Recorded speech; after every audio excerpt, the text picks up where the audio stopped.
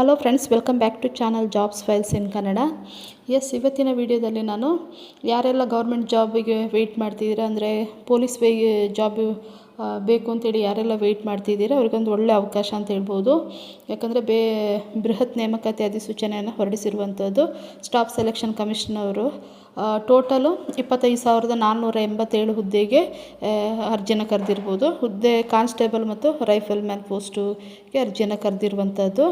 ಇದರ ಬಗ್ಗೆ ಈ ವಿಡಿಯೋದಲ್ಲಿ ಸಂಪೂರ್ಣವಾದ ಮಾಹಿತಿಯನ್ನು ತಿಳಿಸ್ಕೊಡ್ತಾ ಹೋಗ್ತೀನಿ. ಅದಕ್ಕಿಂತ ಮೊದಲು ಯಾರೆಲ್ಲ ನನ್ನ ಚಾನಲ್ನ ಸಬ್ಸ್ಕ್ರೈಬ್ ಮಾಡ್ಕೊಳ್ಳಿಲ್ವೋ ಸಬ್ಸ್ಕ್ರೈಬ್ ಮಾಡ್ಕೊಳ್ಳಿ, ಮತ್ತು ಪಕ್ಕದಲ್ಲಿರುವಂತಹ ಬೆಲ್ ಐಕಾನ್ ಇದೆ, ಅದರ ಮೇಲೆ ಕ್ಲಿಕ್ ಮಾಡಿ. ಇದರಿಂದ ನಾನು ಅಪ್ಡೇಟ್ ಮಾಡುವಂಥ ಜಾಬ್ನ ನೋಟಿಫಿಕೇಷನು ಮೊದಲು ನಿಮಗೆ ತಲುಪುತ್ತೆ ಅಂತ ಹೇಳ್ತಾ, ನೋಡ್ಬೋದು ನೀವಿಲ್ಲಿ constable GD in central armed public force CAPFS and SSF and rifle man GD in Assam rifle examination 2026. Application ಆನ್ಲೈನಲ್ಲಿ ಸಲ್ಲಿಸಲು ಪ್ರಾರಂಭದ ದಿನಾಂಕ ನೋಡೋದಾದರೆ 1/12/2025 ಮತ್ತು ಅರ್ಜಿ ಸಲ್ಲಿಸಲು ಕೊನೆಯ ದಿನಾಂಕ 31/12/2025, ಅಂದರೆ ಡಿಸೆಂಬರ್ 31ನೇ ತಾರೀಕಿಗೆ ಲಾಸ್ಟ್ ಡೇಟ್ ಆಗಿರುತ್ತೆ ಅಪ್ಲಿಕೇಶನ್ ಸಲ್ಲಿಸಲು. ಇನ್ನು ಪೇಮೆಂಟ್ ಫೀಸ್ ಪೇ ಮಾಡಲಿಕ್ಕೆ ಲಾಸ್ಟ್ ಡೇಟ್ 1/1/2026, ಜನವರಿ 1ನೇ ತಾರೀಕಿಗೆ ಲಾಸ್ಟ್ ಡೇಟ್ ಆಗಿರುತ್ತದೆ. ಇನ್ನು ಅಪ್ಲಿಕೇಶನ್ ಹಾಕಿದಾಗ ಏನಾದರೂ ಕರೆಕ್ಷನ್ ಇದ್ದರೆ, ತಪ್ಪಾಗಿದ್ದರೆ ಕರೆಕ್ಷನ್ ಮಾಡಿಕೊಳ್ಳಿಕ್ಕೆ 8/1/2026ರಿಂದ 10/1/2026 ತನಕ ಅವಕಾಶ ಮಾಡಿಕೊಟ್ಟಿದ್ದಾರೆ. ಅಂದರೆ 2 ಡೇಸ್ ಕರೆಕ್ಷನ್ ಮಾಡಲಿಕ್ಕೆ ಟೈಮ್ ಕೊಟ್ಟಿದ್ದಾರೆ. ಅದರಲ್ಲಿ ಏನಾದರೂ ತಪ್ಪುಗಳಿದ್ದರೆ ನೀವು ಕರೆಕ್ಷನನ್ನು ಮಾಡ್ಕೊಳ್ಬೋದು. ಇನ್ನು ಟೆಂಟೇಟಿವ್ ಎಕ್ಸಾಮ್ ಡೇಟ್ ನೋಡೋದಾದರೆ ಯಾವಾಗಿರ್ಬೋದು ಅಂತೇಳಿದರೆ 2026ನೇ ಫೆಬ್ರವರಿ ಅಥವಾ ಏಪ್ರಿಲಲ್ಲಿ ನಡೆಸಲಾಗುವುದು ಅಂತೇಳಿ ತಿಳಿಸಿರುವಂಥದ್ದು. ಸರ್ಕಾರವು ಲಿಂಗ ಸಮತೋಲನವನ್ನು ಪ್ರತಿಬಿಂಬಿಸುವಂತಹ ಕಾರ್ಯಪಡೆಯನ್ನು ಹೊಂದಲಿಕ್ಕೆ ಮಹಿಳಾ ಅಭ್ಯರ್ಥಿಗಳಿಗೂ ಕೂಡ ಅರ್ಜಿ ಸಲ್ಲಿಸಲು ಅವಕಾಶ ಮಾಡಿಕೊಟ್ಟಿದೆ. ಹಾಗಾಗಿ ಮಹಿಳಾ ಅಭ್ಯರ್ಥಿಗಳು ಕೂಡ ಅರ್ಜಿಯನ್ನು ಸಲ್ಲಿಸ್ಬೋದು. ಇನ್ನು ಸಿಬ್ಬಂದಿ ಆಯ್ಕೆ ಏನಿದೆ, ಇದು SSC ಮತ್ತು ಗೃಹ ಸಚಿವಾಲಯ, ವ್ಯವಹಾರಗಳ ಸಚಿವಾಲಯ ಏನಿದೆ, ಇವೆರಡೂ ಸೇರಿಕೊಂಡು ಈ ನೇಮಕಾತಿಯನ್ನು ನಡೆಸುವಂಥದ್ದು. ನೀವಿಲ್ಲಿ ನೋಡ್ಬೋದು BSF ಅಂದರೆ ಗಡಿ ಭದ್ರತಾ ಪಡೆ, ಮತ್ತು ಕೇಂದ್ರ ಕೈಗಾರಿಕಾ ಭದ್ರತಾ ಪಡೆ CISF, ಮತ್ತು ಕೇಂದ್ರ ಮೀಸಲು ಪೊಲೀಸ್ ಪಡೆ CRPF, ಮತ್ತು Indo Tibetan border police ITBP, ಇನ್ನು ಸಶಸ್ತ್ರ ಸೀಮಾಬಲ್ SSB, ಮತ್ತು ಸಚಿವಾಲಯ ಭದ್ರತಾ ಪಡೆ SSF. ಇಲ್ಲಿ ಕಾನ್ಸ್ಟೇಬಲ್ ಅಂದರೆ ಜನರಲ್ ಡ್ಯೂಟಿ ಹುದ್ದೆಗೆ ಅಷ್ಟೇ ಅಲ್ಲ, ಅಸ್ಸಾಂ ರೈಫಲ್ನಲ್ಲಿ ARನಲ್ಲಿ ರೈಫಲ್ ಮ್ಯಾನ್ ಹುದ್ದೆಗಳಿಗೆ ಅಂದರೆ ಜನರಲ್ ಡ್ಯೂಟಿ ಹುದ್ದೆಗಳಿಗೆ ಎಕ್ಸಾಮ್ ಮೂಲಕ ಆಯ್ಕೆ ಮಾಡಿಕೊಳ್ಳಿಕ್ಕೆ, ನೇಮಕಾತಿ ಮಾಡಿಕೊಳ್ಳಿಕ್ಕೆ ಅರ್ಜಿಯನ್ನು ಕರೆದಿರುವಂಥದ್ದು. ಈ ನೇಮಕಾತಿ ಪ್ರಕ್ರಿಯೆಯು 5 ರೀತಿಯಾಗಿ ನಡೆಯುತ್ತೆ. ಅಂದರೆ ಎಕ್ಸಾಮು ಯಾವ ರೀತಿ ನಡೆಯುತ್ತೆ ಅಂತೇಳಿ ನೋಡೋದಾದರೆ, ಮೊದಲಿಗೆ ಕಂಪ್ಯೂಟರ್ ಆಧಾರಿತ ಪರೀಕ್ಷೆ ಇರುತ್ತೆ, ಅಂದರೆ CBE. ನಂತರ ದೈಹಿಕ ಗುಣಮಟ್ಟ ಪರೀಕ್ಷೆ PST ಇರುತ್ತೆ. ಆಮೇಲೆ ದೈಹಿಕ ದಕ್ಷತೆ ಪರೀಕ್ಷೆ, ಇದು PET ಇರುತ್ತೆ. ಆಮೇಲೆ ವೈದ್ಯಕೀಯ ಪರೀಕ್ಷೆ ಮತ್ತು ದಾಖಲೆ ಪರಿಶೀಲನೆ ಕೂಡ ಒಳಗೊಂಡಿರುತ್ತೆ. ಈ ರೀತಿಯಾಗಿ ಎಕ್ಸಾಮ್ ಪ್ರೋಸೆಸ್ ನಡೆಯುವಂಥದ್ದು. ಇನ್ನು MHA ಅವರು ಏನು ಹುದ್ದೆಗಳ ವಿವರ ಕೊಟ್ಟಿದ್ದಾರೆ, ಆ ಹುದ್ದೆಗಳ ಆಧಾರದ ಮೇಲೆ SSC ಅವರು ಈ ನೇಮಕಾತಿ ಅಧಿಸೂಚನೆಯನ್ನು ಪ್ರಕಟಿಸಿರುವಂಥದ್ದು. ಇನ್ನು ಅರ್ಜಿ ನಮೂನೆಗಳನ್ನು ಆನ್ಲೈನ್ ಮೋಡಲ್ಲೇ ಮಾತ್ರ ಸಲ್ಲಿಸಬೇಕು, ಆಫ್ಲೈನ್ ಇರೋದಿಲ್ಲ. ಇನ್ನು ಕಂಪ್ಯೂಟರ್ ಆಧಾರಿತ ಪರೀಕ್ಷೆ CBTಯನ್ನು ಆಯೋಗವು ಇಂಗ್ಲೀಷ್, ಹಿಂದಿ ಮತ್ತು 13 ಪ್ರಾದೇಶಿಕ ಭಾಷೆ ಏನಿದೆ ಅದರ ಮೂಲಕ ಎಕ್ಸಾಮನ್ನು ನಡೆಸುವಂಥದ್ದು. ಇನ್ನು ಯಾವೆಲ್ಲ ಲ್ಯಾಂಗ್ವೇಜ್ ಅಂತೇಳಿ ನೋಡೋದಾದರೆ, ಅಸ್ಸಾಮಿ ಇದೆ, ಬೆಂಗಾಳಿ, ಇನ್ನು ಗುಜರಾತಿ, ಕನ್ನಡ, ಕೊಂಕಣಿ, ಮಲಯಾಳಂ, ಮಣಿಪುರಿ, ಮರಾಠಿ, ಒಡಿಯಾ, ಪಂಜಾಬಿ, ತಮಿಳು, ತೆಲುಗು ಮತ್ತು ಉರ್ದು, ಈ 13 ಪ್ರಾದೇಶಿಕ ಭಾಷೆಯಲ್ಲಿ ಎಕ್ಸಾಮನ್ನು ನಡೆಸುವಂಥದ್ದು. ಇನ್ನು ದೈಹಿಕ ಗುಣಮಟ್ಟ ಪರೀಕ್ಷೆ PST ಮತ್ತು ದೈಹಿಕ ದಕ್ಷತೆ ಪರೀಕ್ಷೆ PET ಮತ್ತು ವಿವರವಾದ ವೈದ್ಯಕೀಯ ಪರೀಕ್ಷೆ ಏನಿದೆ ಇದರ ದಾಖಲೆ ಪರಿಶೀಲನೆಗಳು, ಇದನ್ನು CSPF ಅವರು ನಡೆಸುವಂಥದ್ದು. ಇನ್ನು ಅಗತ್ಯವಿರುವ ಅರ್ಹತಾ ಪ್ರಮಾಣ ಪತ್ರಗಳು, ದಾಖಲೆ ಏನಿದೆ ಅವುಗಳ ಸಂಗ್ರಹಣೆ ಮತ್ತು ಅವುಗಳ ಪರಿಶೀಲನೆ ಏನಿದೆ ನಿಮ್ಮದು ಡಾಕ್ಯುಮೆಂಟನ್ನು, ಇದನ್ನು CAPF ಅವರು ನಡೆಸುವಂಥದ್ದು. ಇನ್ನು ಅಗತ್ಯ ಇರುವಂತಹ ನಿಮ್ಮದು ಅರ್ಹತಾ ಪ್ರಮಾಣ ಪತ್ರಗಳೇನಿದೆ ಅಂದರೆ ಸರ್ಟಿಫಿಕೇಟು, ಇವುಗಳನ್ನು ಕಲೆಕ್ಟ್ ಮಾಡಿಕೊಳ್ಳುವಂಥದ್ದು ಮತ್ತು ಇದರ ಪರಿಶೀಲನೆ ಮಾಡುವಂಥದ್ದು ಯಾವಾಗ ಅಂತೇಳಿ ನೋಡೋದಾದರೆ ವೈದ್ಯಕೀಯ ಪರೀಕ್ಷೆ ನಡೆಸುವ ಸಂದರ್ಭದಲ್ಲಿ ನಿಮ್ಮದು ದಾಖಲೆನೆ ಪರಿಶೀಲನೆ ಕೂಡ ನಡೆಸುವಂಥದ್ದು. ಇನ್ನು SSF ಮತ್ತು ಕಾನ್ಸ್ಟೇಬಲ್ GD ಏನಿದೆ, ಈ ಹುದ್ದೆಗಳನ್ನು ಅಖಿಲ ಭಾರತದ ಆಧಾರದ ಮೇಲೆ ಭರ್ತಿ ಮಾಡಿಕೊಳ್ಳುವಂಥದ್ದು. ಆದರೆ ಇತರ CFFಗಳಲ್ಲಿ ಖಾಲಿ ಇರುವಂತಹ ಹುದ್ದೆಗಳೇನಿದೆ, ಇದನ್ನು ರಾಜ್ಯಗಳು ಅಥವಾ ಕೇಂದ್ರಾಡಳಿತ ಪ್ರದೇಶದಲ್ಲಿ ಲಭ್ಯವಿರುವಂತಹ ಖಾಲಿ ಹುದ್ದೆಗಳ ಪ್ರಕಾರ ಭರ್ತಿ ಮಾಡಿಕೊಳ್ಳುವಂಥದ್ದು. ಇನ್ನು ಹೆಚ್ಚುವರಿಯಾಗಿ ಗಡಿಕಾವಲು ಜಿಲ್ಲೆಗಳು ಮತ್ತು ಉಗ್ರಗಾಮಿ ಅಥವಾ ನಕ್ಸಲ್ ಪೀಡಿತ ಜಿಲ್ಲೆಗಳೇನಿದೆ, ಇಲ್ಲಿ ಖಾಲಿ ಇರುವಂತಹ ಹುದ್ದೆಗಳನ್ನು ಅಲ್ಲಿನ ಪ್ರದೇಶಗಳಿಗೆ ಮಾತ್ರ ಮೀಸಲಿಡಲಾಗಿದೆ ಮತ್ತು ಅಲ್ಲಿಯ ಜಿಲ್ಲೆಗಳ ಅಭ್ಯರ್ಥಿಗಳು ಮಾತ್ರ ಅರ್ಜಿಯನ್ನು ಸಲ್ಲಿಸುವಂಥದ್ದು, ಅವರಿಗೆ ಮಾತ್ರ ಮೀಸಲಿರುವಂಥದ್ದು. ಗಡಿಕಾವಲು ಜಿಲ್ಲೆಗಳು ಮತ್ತು ಉಗ್ರಗಾಮಿ ನಕ್ಸಲ್ ಪೀಡಿತ ಪ್ರದೇಶ ಏನಿದೆ, ಅವುಗಳ ಹೆಸರನ್ನು ಈ ನೋಟಿಫಿಕೇಷನ್ ಏನಿದೆ ಇಲ್ಲಿ ಅನುಬಂಧ 11 ಮತ್ತು 12ರಲ್ಲಿ ಕೊಟ್ಟಿದ್ದಾರೆ, ಅದನ್ನು ಚೆಕ್ ಮಾಡ್ಕೊಳ್ಬೋದು. ನೀವು CBಯಲ್ಲಿ ಏನು ಮಾರ್ಕ್ಸ್ ತೊಗೊಂಡಿರ್ತೀರ ಅದು ಮತ್ತು ನೀವು ಯಾವ ಫೋರ್ಸನ್ನು ಆಯ್ಕೆ ಮಾಡ್ಕೊಂಡಿರ್ತೀರ ಅದರ ಆಧಾರದ ಮೇಲೆ ರಿಸಲ್ಟನ್ನು ಹಂಚಿಕೊಳ್ಳುವಂಥದ್ದು ಯಾವುದು SSC ಅವರು. ಅಷ್ಟೇ ಅಲ್ಲ, ಇನ್ನು ದೈಹಿಕ ಗುಣಮಟ್ಟ ಪರೀಕ್ಷೆ ಏನಿದೆ ಮತ್ತು ದೈಹಿಕ ದಕ್ಷತೆ ಪರೀಕ್ಷೆ ಏನಿದೆ ಮತ್ತು ವೈದ್ಯಕೀಯ ಪರೀಕ್ಷೆ ಏನಿದೆ, ಈ ಪರೀಕ್ಷೆಯಲ್ಲಿ ಅಧಿಸೂಚನೆಯಲ್ಲಿ ನಿಗದಿಪಡಿಸಿರುವಂತಹ ಷರತ್ತುಗಳೆಲ್ಲ ಇದ್ದರೆ ಮಾತ್ರ ನಿಮಗೆ ಈ CBTಯಲ್ಲಿ CBE ಏನಿದೆ ಇದರಲ್ಲಿ ನಿಮ್ಮ ಫಲಿತಾಂಶವನ್ನು ಕೊಡುವಂಥದ್ದು. ಅಂದರೆ ನೀವು ಅದರಲ್ಲೆಲ್ಲ ಕರೆಕ್ಟಾಗಿ ಇದ್ದೀರಾ ಅಂತ ಹೇಳಿದ್ರೆ ಮಾತ್ರ ನೀವು ಸೆಲೆಕ್ಟ್ ಆಗ್ತೀರಾ. ಇನ್ನು ಎಕ್ಸಾಮನ್ನು ನಡೆಸುವಂಥದ್ದು ಅಂದರೆ ಕಂಪ್ಯೂಟರ್ ಆಧಾರಿತ ಪರೀಕ್ಷೆ ಏನಿದೆ ಇವುಗಳನ್ನು ನಡೆಸುವಂಥದ್ದು ಇರ್ಬೋದು, ಅರ್ಹತಾ ಪಟ್ಟಿಯನ್ನು ತಯಾರಿಸುವಂಥದ್ದು ಇರ್ಬೋದು. ಇನ್ನು ಆಯ್ಕೆಯಾದಂತಹ ಅಭ್ಯರ್ಥಿಗಳಿಗೆ ಅವರ ಏನು ಆಯ್ಕೆ ಮಾಡ್ಕೊಂಡಿರ್ತೀರೋ ಫೋರ್ಸು ಅದನ್ನು ಹಂಚಿಕೆ ಮಾಡುವಂಥದ್ದು ಅಂದರೆ ಡಿಸ್ಟ್ರಿಬ್ಯೂಷನ್ ಮಾಡುವಂಥದ್ದು ಇರ್ಬೋದು. ಇನ್ನು ಅಂತಿಮ ಫಲಿತಾಂಶ ಏನಿದೆ ಇದಕ್ಕೆ ಸಂಬಂಧಿಸಿದಂತಿರ್ಬೋದು, ಇದನ್ನೆಲ್ಲ SSC ಅವರು ನಿರ್ವಹಿಸುವಂಥದ್ದು. ಇನ್ನು ಪರೀಕ್ಷೆಯಲ್ಲಿ ಸಂಬಂಧಿಸಿದಂಥ ಸಮಸ್ಯೆ ಏನಾದರೂ ಇದ್ದರೆ, ಖಾಲಿ ಹುದ್ದೆಗಳೇನಾದರೂ ಅದರ ಬಗ್ಗೆ ಇರ್ಬೋದು, ಇದನ್ನು ಮತ್ತು PET ಏನಿದೆ, PST ಏನಿದೆ, DME ಏನಿದೆ ಅಥವಾ RME ಈ ಡಾಕ್ಯುಮೆಂಟ್ ವೆರಿಫಿಕೇಷನ್ ಏನಿದೆ ಇವುಗಳನ್ನೆಲ್ಲ ನಡೆಸುವಂಥದ್ದು MHN ಆಧಾರದ ಮೇಲೆ CAPF ಅವರು ನಡೆಸುವಂಥದ್ದು.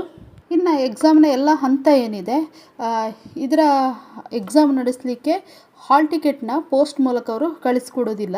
ಅವ್ರದ್ದು ಅಫಿಷಿಯಲ್ ವೆಬ್ಸೈಟ್ ಏನಿದೆ CRPFನ ಅಫಿಷಿಯಲ್ ವೆಬ್ಸೈಟು, ಅದರ ಮೂಲಕ ನೀವು ಡೌನ್ಲೋಡ್ ಮಾಡ್ಕೋಬೇಕಾಗತ್ತೆ. ಇನ್ನು ಸ್ಯಾಲ್ರಿ ನೋಡೋದಾದರೆ ಇದು ಲೆವೆಲ್ 3ನ ಹುದ್ದೆ ಆಗಿರುತ್ತೆ. 21,700ರಿಂದ ಪ್ರಾರಂಭವಾಗಿ 69,100 ತನಕ ಇರುತ್ತೆ ಎಲ್ಲ ಪೋಸ್ಟ್ಗಳಿಗೂ ಕೂಡ ಅಷ್ಟೇ.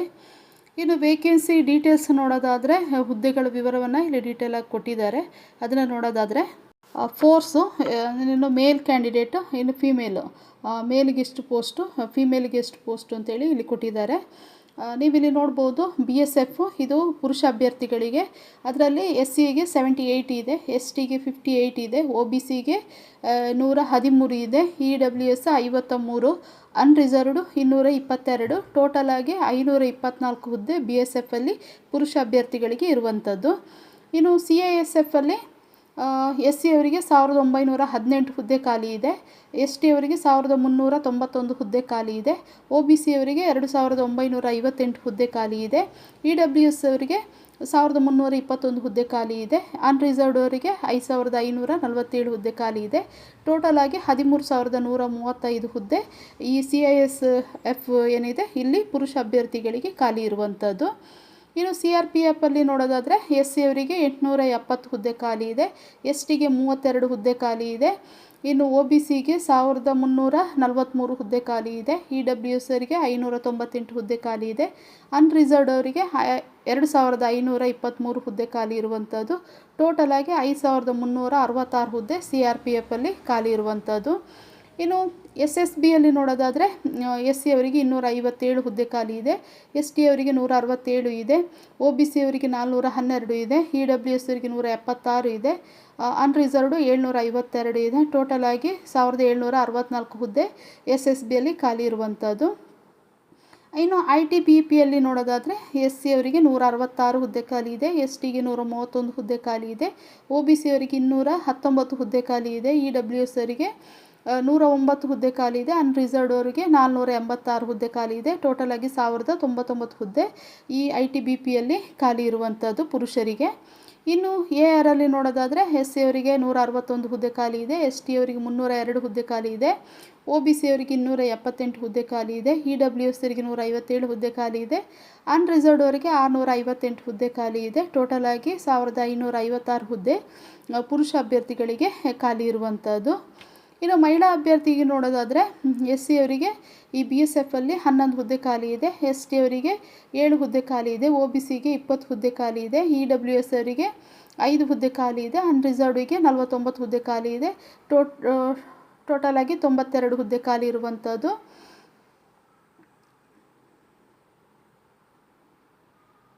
ಇನ್ನು ಗ್ರ್ಯಾಂಡ್ ಟೋಟಲು ಪುರುಷ ಮತ್ತು ಮಹಿಳಾ ಅಭ್ಯರ್ಥಿಗಳಿಗೆ ಟೋಟಲ್ ಆಗಿ 616 ಹುದ್ದೆ ಖಾಲಿ ಇರುವಂಥದ್ದು BSFಲ್ಲಿ. ಇನ್ನು CISFಲ್ಲಿ ಮಹಿಳೆಯರಿಗೆ 205 SC, 152 ST, OBC 326, EWS 150, unreserved 627, total ಆಗಿ 1460 ಮಹಿಳಾ ಅಭ್ಯರ್ಥಿಗಳಿಗೆ ಹುದ್ದೆ ಖಾಲಿ ಇರುವಂಥದ್ದು. ಇನ್ನು ಮಹಿಳಾ ಮತ್ತು ಪುರುಷ ಅಭ್ಯರ್ಥಿಗಳಿಗೆ ಟೋಟಲು ಈ CISFಲ್ಲಿ 14,595 ಹುದ್ದೆ ಖಾಲಿ ಇರುವಂಥದ್ದು. ಇನ್ನು CRPFಲ್ಲಿ ನೋಡೋದಾದರೆ ಮಹಿಳೆಯರಲ್ಲಿ SCಗೆ 15 ಪೋಸ್ಟ್ ಖಾಲಿ ಇದೆ, STಗೆ 8 ಇದೆ, OBCಗೆ 27 ಇದೆ, EWCಗೆ 8 ಇದೆ, ಅನ್ರಿಸರ್ವ್ಡ್ಗೆ 66 ಇದೆ. ಟೋಟಲು 124 ಹುದ್ದೆ ಮಹಿಳೆಯರಿಗೆ ಖಾಲಿ ಇರುವಂಥದ್ದು. ಮತ್ತು ಮಹಿಳಾ ಮತ್ತು ಪುರುಷ ಅಭ್ಯರ್ಥಿಗಳಿಗೆ ಟೋಟಲ್ ಆಗಿ 5490 ಹುದ್ದೆ ಈ CRPFಲ್ಲಿ ಖಾಲಿ ಇರುವಂಥದ್ದು.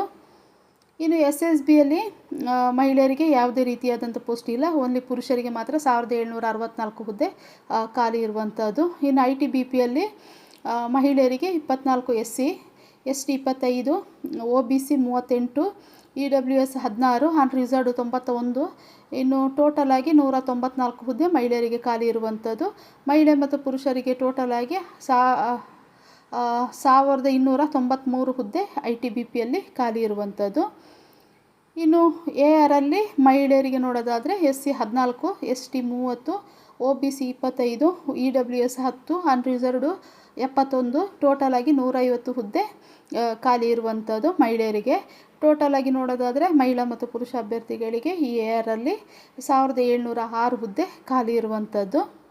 ಇನ್ನು ಪುರುಷರಿಗೆ SSFಲ್ಲಿ 3 SC ಅವರಿಗೆ ಹುದ್ದೆ ಖಾಲಿ ಇರುವಂಥದ್ದು, 2 ST, 6 OBC, 2 EWS, 10 unreserved. Total 23 post ಈ SSFಲ್ಲಿ ಪುರುಷರಿಗೆ ಖಾಲಿ ಇರುವಂಥದ್ದು. ಮಹಿಳೆಯರಿಗೆ ಯಾವುದೇ ರೀತಿಯಾದಂಥ ಪೋಸ್ಟಿಂಗ್ ಇಲ್ಲ, ಟೋಟಲ್ 23 ಪೋಸ್ಟ್ ಮಾತ್ರ ಖಾಲಿ ಇರುವಂಥದ್ದು. ಇನ್ನು ಟೋಟಲ್ ಆಗಿ ನೋಡೋದಾದರೆ ಮಹಿಳಾ ಮತ್ತು ಪುರುಷ ಅಭ್ಯರ್ಥಿಗಳಿಗೆ ಎಷ್ಟೆಷ್ಟು ಪೋಸ್ಟ್ ಖಾಲಿ ಇದೆ ಅಂತೇಳಿ ನೋಡೋದಾದರೆ ಟೋಟಲು SC ಅವರಿಗೆ 3433 ಹುದ್ದೆ ಖಾಲಿ ಇರುವಂಥದ್ದು, ST ಅವರಿಗೆ 2091 ಹುದ್ದೆ ಖಾಲಿ ಇರುವಂಥದ್ದು ಪುರುಷರಿಗಿದು. ಇನ್ನು 5329 OBC ಅವರಿಗೆ ಖಾಲಿ ಇರುವಂಥದ್ದು. ಇನ್ನು EWS ಅವರಿಗೆ 2416 ಪೋಸ್ಟು ಖಾಲಿ ಇರುವಂಥದ್ದು. ಇನ್ನು ಅನ್ರಿಸರ್ವ್ಡ್ ಅವರಿಗೆ 10,198 ಹುದ್ದೆ ಖಾಲಿ ಇರುವಂಥದ್ದು ಪುರುಷರಿಗೆ ಇದು. ಟೋಟಲ್ ಆಗಿ ನೋಡೋದಾದರೆ 23,467 ಹುದ್ದೆ ಪುರುಷರಿಗೆ ಖಾಲಿ ಇರುವಂಥದ್ದು. ಇನ್ನು ಮಹಿಳೆಯರಿಗೆ ನೋಡೋದಾದರೆ SC ಅವರಿಗೆ 269 ಹುದ್ದೆ ಖಾಲಿ ಇದೆ, 222 ಹುದ್ದೆ ST ಅವರಿಗೆ ಖಾಲಿ ಇದೆ, 436 ಹುದ್ದೆ OBCಗೆ ಖಾಲಿ ಇದೆ, ಇನ್ನು 189 ಹುದ್ದೆ EWS ಅವರಿಗೆ ಖಾಲಿ ಇದೆ, 904 ಹುದ್ದೆ ಅನ್ರಿಸರ್ವ್ಡ್ಗೆ ಖಾಲಿ ಇರುವಂಥದ್ದು. ಟೋಟಲ್ ಆಗಿ 2020 ಹುದ್ದೆ ಮಹಿಳಾ ಅಭ್ಯರ್ಥಿಗಳಿಗೆ ಖಾಲಿ ಇರುವಂಥದ್ದು. ಟೋಟಲ್ ಆಗಿ ನೋಡೋದಾದರೆ ಮಹಿಳಾ ಮತ್ತು ಪುರುಷ ಅಭ್ಯರ್ಥಿಗಳಿಗಿರುವಂತಹ ಟೋಟಲ್ ಪೋಸ್ಟ್ ಎಷ್ಟಿದೆ ಅಂತ ಹೇಳಿದರೆ 25,487 ಹುದ್ದೆ ಖಾಲಿ ಇರುವಂಥದ್ದು. ಇಷ್ಟಕ್ಕೆ ನೋಟಿಫಿಕೇಷನ್ ಆಗಿರುವಂಥದ್ದು. ಖಾಲಿ ಹುದ್ದೆಗಳೇನಿದೆ ಇದು ತಾತ್ಕಾಲಿಕವಾಗಿರುತ್ತೆ, ಅಂದರೆ ಈ ಹುದ್ದೆಗಳನ್ನು ಹೆಚ್ಚು ಮಾಡುವಂಥದ್ದು ಕಡಿಮೆ ಮಾಡುವಂಥದ್ದು ಈ ಆಯೋಗಕ್ಕೆ ಇರುವಂಥದ್ದು. ಅಷ್ಟೇ ಅಲ್ಲ, ಏನಾದರೂ ಬದಲಾವಣೆ ಆದರೆ ಅದನ್ನು ವೆಬ್ಸೈಟಲ್ಲಿ ತಿಳಿಸ್ತಾರೆ, ನೋಡ್ಕೋಬೋದು. 10% ಖಾಲಿ ಹುದ್ದೆ ಏನಿದೆ ಇದನ್ನು ಮಾಜಿ ಸೈನಿಕರಿಗೆ ಇಡಲಾಗಿದೆ. ಅಷ್ಟೇ ಅಲ್ಲ, ಒಂದು ವೇಳೆ ಮಾಜಿ ಸೈನಿಕರ ಅಭ್ಯರ್ಥಿಗಳು ಲಭ್ಯವಿಲ್ಲ ಅಂತ ಹೇಳಿದ್ರೆ ಮಾಜಿ ಸೈನಿಕರಿಗೆ ಮೀಸಲಾಗಿರುವಂತಹ ಖಾಲಿ ಹುದ್ದೆ ಏನಿದೆ ಅದನ್ನು ಆಯಾ ವರ್ಗಗಳ ಮಾಜಿ ಸೈನಿಕರ ಅಲ್ಲದಂತಹ ಅಭ್ಯರ್ಥಿಗಳಿಂದ ಭರ್ತಿ ಮಾಡಲಾಗುತ್ತೆ ಅಂತೇಳಿ ತಿಳಿಸಿರುವಂಥದ್ದು. ಇನ್ನು CAPFನಲ್ಲಿ ಖಾಲಿ ಇರುವಂಥ ಹುದ್ದೆಗಳನ್ನು ರಾಜ್ಯ ಅಥವಾ ಕೇಂದ್ರಾಡಳಿತ ಪ್ರದೇಶ ಏನಿದೆ ಅಲ್ಲಿ ಮೀಸಲಿಟ್ಟಿರುವುದರಿಂದ ಅಭ್ಯರ್ಥಿಗಳು ಆನ್ಲೈನಲ್ಲಿ ಅರ್ಜಿ ಸಲ್ಲಿಸುವಾಗ ನಮೂನೆಯಲ್ಲಿ ಸೂಚಿಸಲಾಗಿರುವಂತಹ ರಾಜ್ಯ ಇರ್ಬೋದು ಅಥವಾ ಕೇಂದ್ರಾಡಳಿತ ಪ್ರದೇಶ ಏನಿದೆ ಅಲ್ಲಿಯ ಕಾಯಂ ನಿವಾಸಿ ಪ್ರಮಾಣ ಪತ್ರವನ್ನು ತೆಗೆದಿಟ್ಕೊಳ್ಬೇಕು. ಅಂದರೆ ಡೊಮೆಸಿಲ್ ಸರ್ಟಿಫಿಕೇಟು, ವಾಸ ದೃಢೀಕರಣ ಪತ್ರ ಏನಿದೆ ಅದನ್ನು ನೀವು ತೆಗೆದಿಟ್ಕೊಳ್ಬೇಕು.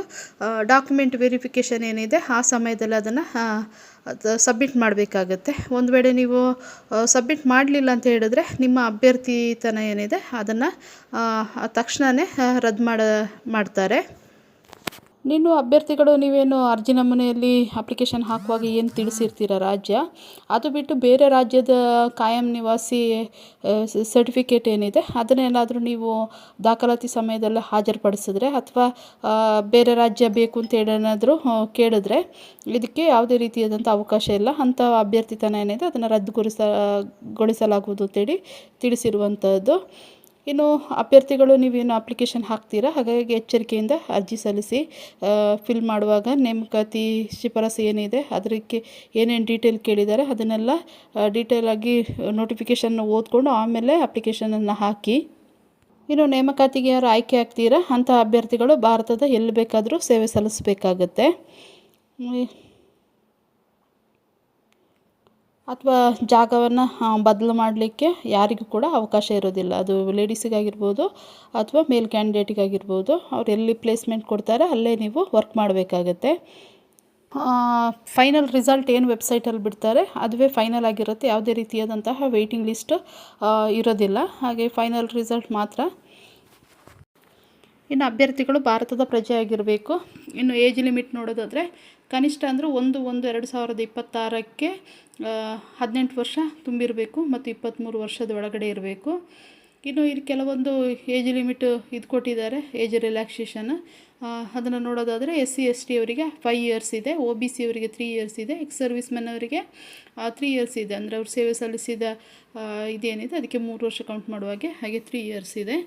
ಇನ್ನು 1984ರ ಗಲಭೆ ಏನಾಯಿತು ಅದರಲ್ಲಿ ಕೊಲ್ಲಲ್ಪಟ್ಟಂತಹ ಸಂತ್ರಸ್ತರ ಮಕ್ಕಳೇನಿದ್ದಾರೆ ಅಥವಾ ಅವಲಂಬಿತರೇನಿದ್ದಾರೆ, ಮೀಸಲಾತಿ ಇಲ್ಲದ EWS ಅವರು, ಅವರಿಗೆ 5 ಇಯರ್ಸ್ ತನಕ ಇದೆ. ಇನ್ನು 1984ರ ಗಲಭೆಯಲ್ಲಿ 8 ವರ್ಷ ಅಲ್ಲಿ ಕೊಲ್ಲಲ್ಪಟ್ಟ ಸಂತ್ರಸ್ತರ ಮಕ್ಕಳು ಮತ್ತು ಅವಲಂಬಿತರೇನಿದ್ದಾರೆ OBC ಅವರಿಗೆ 8 ಇಯರ್ಸ್ ಇದೆ. ಇನ್ನು 1984ರ ಗಲಭೆ ಏನಿದೆ ಇಲ್ಲಿ ಕೊಲ್ಲಲ್ಪಟ್ಟಂತಹ ಸಂತ್ರಸ್ತರ ಮಕ್ಕಳು ಮತ್ತು ಅವಲಂಬಿತರು ಅಂದರೆ SC ST ಅವರೇನಿದ್ದಾರೆ ಅವರಿಗೆ 10 ವರ್ಷಗಳ ತನಕ ಏಜ್ ರಿಲ್ಯಾಕ್ಸೇಷನ್ ಇರುವಂಥದ್ದು. ಇನ್ನು ಡೇಟ್ ಆಫ್ ಬರ್ತ್ ಏನಿದೆ, ಅಭ್ಯರ್ಥಿಗೆ ಆನ್ಲೈನಲ್ಲಿ ಏನು ಅಪ್ಲಿಕೇಶನ್ ಭರ್ತಿ ಮಾಡ್ತೀರಾ ಆ ಸಮಯದಲ್ಲಿ ಕೊಟ್ಟಿರುವಂತಹ ಡೇಟ್ ಆಫ್ ಬರ್ತ್ ಏನಿದೆ ಅದು ನಿಮ್ಮದು SSLC ಸರ್ಟಿಫಿಕೇಟ್ ಏನಿದೆ ಅದರಲ್ಲಿರುವಂತಹ ಡೇಟ್ ಆಫ್ ಬರ್ತು ಅದು 2 ಕರೆಕ್ಟಾಗಿರಬೇಕು. ಒಂದು ವೇಳೆ ಅದು ಕರೆಕ್ಟಾಗಿ ಇಲ್ಲ ಅಂತ ಹೇಳಿದ್ರೆ, ಏನಾದರೂ ಚೇಂಜಸ್ ಇದೆ ಅಂತ ಹೇಳಿದರೆ ಅದನ್ನು ಚೇಂಜಸ್ ಮಾಡಲಿಕ್ಕೆ ಏನು ಅವಕಾಶ ಇರೋದಿಲ್ಲ ಅಥವಾ ಅದನ್ನು ಅವರು ಅಕ್ಸೆಪ್ಟ್ ಮಾಡ್ಕೊಳ್ಳೋದಿಲ್ಲ. ಅಂತಹ ಅಭ್ಯರ್ಥಿತನದ ಪರೀಕ್ಷೆ ಏನಿದೆ ಅದನ್ನು ಪರೀಕ್ಷೆ ಯಾವುದೇ ಹಂತದಲ್ಲಿ ಕೂಡ ಅವರು ತಿರಸ್ಕಾರ ಮಾಡುವಂತಹ ಹೊಣೆಗಾರಿಕೆಯನ್ನು ಅವ್ರು ಹೊಂದಿರ್ತಾರೆ ಅಂತೇಳಿ ಇಲ್ಲಿ ತಿಳಿಸಿರುವಂಥದ್ದು. ಇನ್ನು ಎಜುಕೇಷನ್ ಕ್ವಾಲಿಫಿಕೇಷನ್ ನೋಡೋದಾದರೆ 10th ಪಾಸಾಗಿರಬೇಕು, ಮೆಟ್ರಿಕ್ಯುಲೇಷನ್ SSLC ಪಾಸಾಗಿರಬೇಕು. ಅಂದರೆ 1/1/2026 ಏನಿದೆ ಆ ದಿನಾಂಕದೊಳಗಡೆ ನೀವು ಪಾಸಾಗಿ ಸರ್ಟಿಫಿಕೇಟನ್ನು ಹೊಂದಿರಬೇಕು. ಅಂಥವರಿಗೆ ಮಾತ್ರ ಈ ಹುದ್ದೆಗೆ ಅರ್ಜಿ ಸಲ್ಲಿಸಲಿಕ್ಕೆ ಅವಕಾಶ ಇರುವಂಥದ್ದು. ಇನ್ನು ನೀವೇನಾದರೂ NCC ಸರ್ಟಿಫಿಕೇಟ್ ಹೋಲ್ಡರ್ ಆಗಿದ್ದರೆ ಅಂಥವರಿಗೆ ಕೆಲವೊಂದು ಬೋನಸನ್ನು ಕೊಡ್ತಾರೆ. ನೋಡ್ಬೋದು ಇಲ್ಲಿ ನೀವು NCC ಸೀಟ್ ಸರ್ಟಿಫಿಕೇಟನ್ನು ಹೊಂದಿದರೆ 5% ಮ್ಯಾಕ್ಸಿಮಮ್ ಮಾರ್ಕ್ಸ್ ನೀವೇನು ಎಕ್ಸಾಮನ್ನು ತೊಗೊಂಡಿರ್ತೀರ ಅದರ ಮೇಲೆ 5% ಅಷ್ಟು ಬೋನಸ್ ಮಾರ್ಕ್ಸನ್ನು ಕೊಡ್ತಾರೆ. ಇನ್ನು NCC B ಸರ್ಟಿಫಿಕೇಟ್ ಹೊಂದಿದರೆ ನೀವೇನು ಮ್ಯಾಕ್ಸಿಮಮ್ ಮಾರ್ಕ್ಸ್ ತೊಗೊಂಡಿರ್ತೀರ ಎಕ್ಸಾಮಲ್ಲಿ ಅದಕ್ಕೆ 3%ಗೆ ಶೇಕಡ ಪ್ರೋತ್ಸಾಹ ಅಂದರೆ ಮಾರ್ಕ್ಸನ್ನು ಕೊಡುವಂಥದ್ದು, ಬೋನಸ್ ಮಾರ್ಕ್ಸನ್ನು ಕೊಡುವಂಥದ್ದು. ಇನ್ನು NCC A ಸರ್ಟಿಫಿಕೇಟ್ ಹೊಂದಿದರೆ 2% ಅಷ್ಟು ನೀವು ಪಡ್ಕೊಂಡಿರುವ ಮ್ಯಾಕ್ಸಿಮಮ್ ಮಾರ್ಕ್ಸ್ ಎಕ್ಸಾಮಲ್ಲಿ ಪಡ್ಕೊಂಡಿರುವಂತಹ ಮ್ಯಾಕ್ಸಿಮಮ್ ಮಾರ್ಕ್ಸ್ ಏನಿದೆ ಅದಕ್ಕೆ 2% ಹೆಚ್ಚುವರಿಯಾಗಿ ಬೋನಸ್ ಮಾರ್ಕ್ಸನ್ನು ನೀಡುವಂಥದ್ದು. ಹಾಗಾಗಿ ನೀವು ಅಪ್ಲಿಕೇಶನ್ ಹಾಕುವಾಗ ನೀವೇನಾದರೂ NCC ಸರ್ಟಿಫಿಕೇಟನ್ನು ಹೊಂದಿದರೆ ಅದನ್ನು ನೀವು ಅಪ್ಲಿಕೇಶನ್ನಲ್ಲಿ ಮೆನ್ಷನ್ ಮಾಡಬೇಕಾಗತ್ತೆ. ಇದರಿಂದ ನಿಮಗೆ ಹೆಚ್ಚುವರಿ ಬೋನಸ್ ಸಿಗುತ್ತೆ. ಇದೊಂದು ಪ್ಲಸ್ ಪಾಯಿಂಟ್ ನಿಮಗೆ. ನೀವು NCC ಸರ್ಟಿಫಿಕೇಟನ್ನು ಹೊಂದಿದ್ದು ನೀವು ಅಪ್ಲಿಕೇಶನ್ ಹಾಕೋಗೋದನ್ನು ಏನಾದರೂ ಮೆನ್ಷನ್ ಮಾಡಲಿಲ್ಲ ಅಂತೇಳಿ ಡಾಕ್ಯುಮೆಂಟ್ ವೆರಿಫಿಕೇಷನ್ ಸಮಯದಲ್ಲಿ NCC ಸರ್ಟಿಫಿಕೇಟನ್ನ ತೋರಿಸಿದ್ರೆ ಇದನ್ನು ಯಾವುದೇ ಕಾರಣಕ್ಕೂ ಅವರು ದೃಢೀಕರಣ ಮಾಡೋದಿಲ್ಲ. ನೀವು ಒಂದು ವೇಳೆ ನೀವು ಎನ್ ಸಿ ಸಿ ಸರ್ಟಿಫಿಕೇಟನ್ನು ಇದೆ ಅಂತೇಳಿ ಮೆನ್ಷನ್ ಮಾಡಿದರೆ ಡಾಕ್ಯುಮೆಂಟ್ ವೆರಿಫಿಕೇಷನ್ ಟೈಮಲ್ಲಿ ಆ ಸರ್ಟಿಫಿಕೇಟನ್ನು ಹಾಜರುಪಡಿಸಬೇಕಾಗುತ್ತೆ. ಇನ್ನು ಯಾವ ರೀತಿ ಅಪ್ಲೈ ಮಾಡೋದು ಅಂತೇಳಿ ನೋಡೋದಾದರೆ ಅವ್ರದ್ದು ಅಫಿಷಿಯಲ್ ವೆಬ್ಸೈಟ್ ಏನಿದೆ ಅದರ ಮೂಲಕನೇ ಅಪ್ಲಿಕೇಶನ್ ಹಾಕಬೇಕಾಗುತ್ತೆ. ಮತ್ತು ಮೊದಲಿಗೆ ರಿಜಿಸ್ಟರ್ ಮಾಡ್ಕೊಳ್ಳಿಕ್ಕಿರ್ತದೆ, ಆಮೇಲೆ ಡೀಟೇಲೆಲ್ಲ ಭರ್ತಿ ಮಾಡಲಿಕ್ಕಿರ್ತದೆ. ಈ ರೀತಿಯಾಗಿ ಅಪ್ಲಿಕೇಶನನ್ನು ಹಾಕಬೇಕು. ಪೇಮೆಂಟ್ ಕೂಡ ಅಷ್ಟೇ ಆನ್ಲೈನ್ ಪೇಮೆಂಟ್ ಇರುತ್ತದೆ, ಆನ್ಲೈನ್ ಪೇಮೆಂಟ್ ಮಾಡಬೇಕಾಗುತ್ತೆ. ಅಪ್ಲಿಕೇಶನ್ ಫೀಸ್ ನೋಡೋದಾದರೆ 100 ರುಪೀಸ್ ಇರುತ್ತೆ. ಇದು ಮೇಲ್ ಕ್ಯಾಂಡಿಡೇಟಿಗೆ ಮಾತ್ರ. ಇನ್ನು ವಿಮೆನ್ಸ್ ಕ್ಯಾಂಡಿಡೇಟ್ ಇರ್ಬೋದು ಅಥವಾ SC/ST ಇರ್ಬೋದು, ಇನ್ನು ಎಕ್ಸ್ ಸರ್ವಿಸ್ ಮೆನ್ ಇರ್ಬೋದು, ಅಂಥವರಿಗೆ ಯಾವುದೇ ರೀತಿಯಾದಂತಹ ಅಪ್ಲಿಕೇಶನ್ ಫೀಸ್ ಇರೋದಿಲ್ಲ. ಎಕ್ಸಾಮ್ ಸೆಂಟರ್ಸ್ ನೋಡೋದಾದರೆ ಬೇರೆ ಬೇರೆ ಸ್ಟೇಟಲ್ಲಿ ಬೇರೆ ಬೇರೆ ಎಕ್ಸಾಮ್ ಸೆಂಟರ್ ಇದೆ. ಅಂದರೆ ರೀಜ್ನಲ್ ಏರಿಯಾ ಏನಿದೆ ಅದರ ಮೂಲಕ ಆಗಿ ಎಕ್ಸಾಮ್ ಸೆಂಟರ್ ಇರುವಂಥದ್ದು. ಹಾಗೆ ನಮ್ಮ ಕರ್ನಾಟಕ ನೋಡೋದಾದರೆ ಕರ್ನಾಟಕ ಕೇರಳ ರೀಜನ್ ಇರುವಂಥದ್ದು.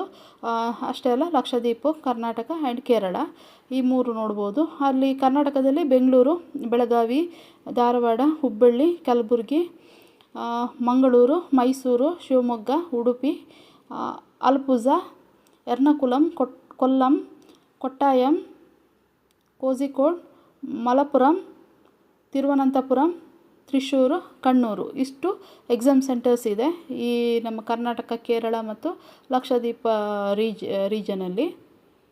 ಇನ್ನು ಸ್ಕೀಮ್ ಆಫ್ ಎಕ್ಸಾಮಿನೇಷನ್ ನೋಡೋದಾದರೆ ಸಬ್ಜೆಕ್ಟ್ ಯಾವ ರೀತಿ ಇದೆ ಅಂತ ಹೇಳಿದ್ರೆ ಪಾರ್ಟ್ ಎಯಲ್ಲಿ ಜನರಲ್ ಇಂಟೆಲಿಜೆನ್ಸ್ ಆ್ಯಂಡ್ ರೀಸನಿಂಗ್ ಇರುತ್ತೆ.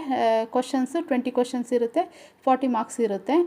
ಇನ್ನು ಪಾರ್ಟ್ ಬಿಯಲ್ಲಿ general knowledge and general awareness 20 questions ಇರುತ್ತೆ, 40 ಮಾರ್ಕ್ಸ್ ಇರುತ್ತೆ.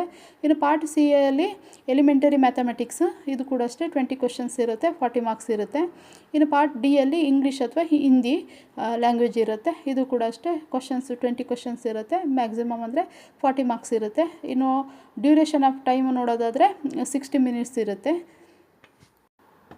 ಇವ್ರ ಅಫಿಷಿಯಲ್ ವೆಬ್ಸೈಟ್ ಲಿಂಕ್ ಏನಿದೆ ಇದನ್ನು ನಾನು ಡಿಸ್ಕ್ರಿಪ್ಷನಲ್ಲಿ ಕೊಟ್ಟಿರ್ತೀನಿ, ಚೆಕ್ ಮಾಡ್ಕೊಳ್ಳಿ. ಆ ಮೂಲಕವಾಗಿ ಅಪ್ಲಿಕೇಶನನ್ನು ಹಾಕ್ಬೋದು ನೀವು. ಇನ್ನು ಕೆಲವೊಂದು ಜನರಲ್ ಇನ್ಸ್ಟ್ರಕ್ಷನಲ್ಲೆಲ್ಲ ಕೊಟ್ಟಿದ್ದಾರೆ, ನೋಡ್ಬೋದು ನೀವಿಲ್ಲಿ. ಅಂದರೆ ಹೈಟ್ ವೆಯ್ಟ್ ಎಷ್ಟಿರಬೇಕು, ರನ್ನಿಂಗ್ ಹೇಗೆ ಅಂತೆಲ್ಲ ಡೀಟೇಲಾಗಿ ಕೊಟ್ಟಿದ್ದಾರೆ. ನಾನಿಲ್ಲಿ ಏನು ಡೀಟೇಲಾಗಿ ಹೇಳೋಕ್ಕೆ ಹೋಗ್ತಾ ಇಲ್ಲ. ನೀವು ನೋಟಿಫಿಕೇಷನ್ ಏನಿದೆ ಅದನ್ನು ಡೀಟೇಲಾಗಿ ಓದ್ಕೊಳ್ಳಿ, ಆಮೇಲೆ ಅಪ್ಲಿಕೇಶನನ್ನು ಹಾಕಿ. ನೋಡಿ, ಕರ್ನಾಟಕದಲ್ಲಿ ಕನ್ನಡದಲ್ಲೂ ಕೂಡ ಎಕ್ಸಾಮ್ ಬರೀಬೋದು. ಹಾಗಾಗಿ ಹೆಚ್ಚು ಅಪ್ಲಿಕೇಶನ್ ಹಾಕಿ ಅಂತ ಹೇಳ್ತಾ, ನೀವೇನಾದರೂ ಇಂಟ್ರೆಸ್ಟ್ ಇದ್ದು ನಿಮಗೆ ಪೊಲೀಸ್ ಹುದ್ದೆಗೆ ಹೋಗಬೇಕು ಅಂತ ಏನಾದರೂ ಕಾಯ್ತಾ ಇದ್ದರೆ ಅಂಥವ್ರಿಗೆ ಇದೊಂದು ಒಳ್ಳೆಯ ಅವಕಾಶ ಅಂತ ಹೇಳ್ಬೋದು. ನಿಮಗೇನಾದರೂ ಇಂಟ್ರೆಸ್ಟ್ ಇದ್ದರೆ, ಅದು ನೀವೇನಾದರೂ ಎಲಿಜಿಬಲ್ ಇದ್ದರೆ ಈ ಹುದ್ದೆಗೆ ಅರ್ಜಿಯನ್ನು ಸಲ್ಲಿಸ್ಬೋದು. ಇವತ್ತಿನ ವಿಡಿಯೋದಲ್ಲಿ ನಾನು SSC ಅವರು ಏನಿದ್ದಾರೆ, ಅವರು ಏನು ಪೊಲೀಸ್ ಕಾನ್ಸ್ಟೇಬಲ್ ಹುದ್ದೆಗೆ ಅರ್ಜಿಯನ್ನು ಕರೆದಿದ್ದಾರೆ ಅದರ ಬಗ್ಗೆ ನಾನು ಡೀಟೇಲ್ಡಾಗಿ ಈ ವಿಡಿಯೋದಲ್ಲಿ ತಿಳಿಸ್ಕೊಟ್ಟಿದ್ದೀನಿ. ಈ ವಿಡಿಯೋ ನಿಮಗೆ ಇಷ್ಟವಾಗಿದೆ ಅಂತ ಅಂದ್ಕೋತೀನಿ. ಇಷ್ಟವಾದರೆ ಒಂದು ಲೈಕ್ ಕೊಡಿ, ಮತ್ತು ಯಾರಿಗೆ ಇದರ ಅಗತ್ಯ ಇದೆಯೋ ಅವರಿಗೆ ಈ ವಿಡಿಯೋನ ಶೇರ್ ಮಾಡಿ ಅಂತ ಹೇಳ್ತಾ, ಥ್ಯಾಂಕ್ ಯು ಫಾರ್ ವಾಚಿಂಗ್.